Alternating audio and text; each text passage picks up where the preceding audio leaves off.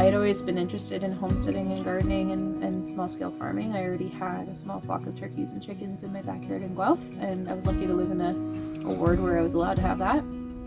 And yeah, I guess my half-acre property and the trails in the city weren't quite enough for me. I wanted to have acreage that I could steward and have bigger gardens and larger flocks of chickens and ducks and turkeys, and wanted to get into sort of a variety of everything. So I really love the idea of self-sufficiency, and the long-term plan was to also not only have the space where we could achieve that ourselves, but we could also model that and help other people take on and learn how to be self-sufficient as well.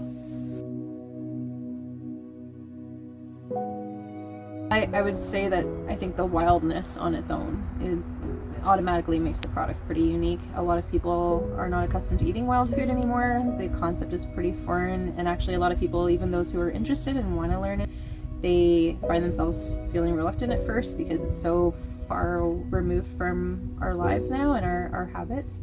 And I think the other piece too is that I'm never planning to do anything at a very large scale.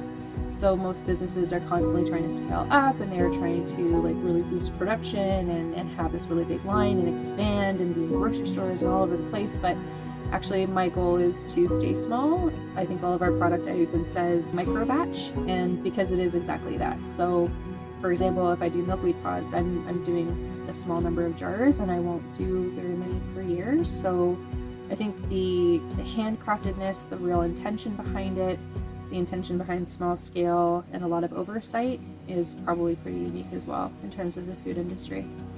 So the long-term plan for our business has always been to invite people onto the land and let this space sort of hold people to come and connect with other people that are like-minded, make some friendships, make some connections, but also adopt some self-sufficiency skills that perhaps they didn't have, or maybe they just wanted to kind of expand upon, or even just share with other people that were like-minded.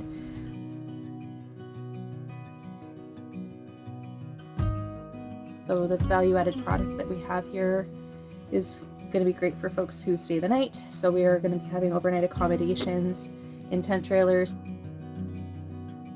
tent sites, and we have an adjoining room that's sort of a separate entrance of our home.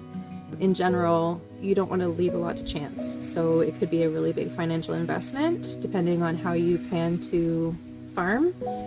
I would definitely recommend, there's a lot of Ontario farms that still have internship programs, and you could also join WOOF Canada. We became hosts just this year actually, at the end of the summer.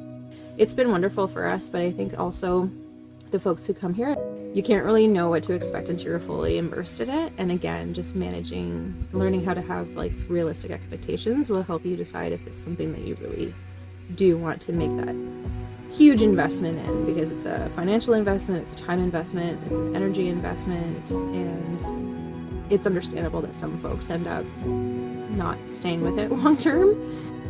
The workshops and skills that we want to be able to pass on to other people, we definitely see a lot of value in sharing that with other adults that are similar and like-minded and want to have that kind of self-sufficiency, but also it's really awesome to be able to provide those kinds of things for kids. I personally, everyone has a different approach to this, but I have been a little disheartened to see how much screen time our youth are ingesting these days, and it's nice to be able to provide a space where you can have kids come out and engage in the same sort of outdoor play that a lot of us will remember, especially 80s kids with our parents sort of just like, okay, see you when the sun goes down. We trust that you'll come home when you're supposed to.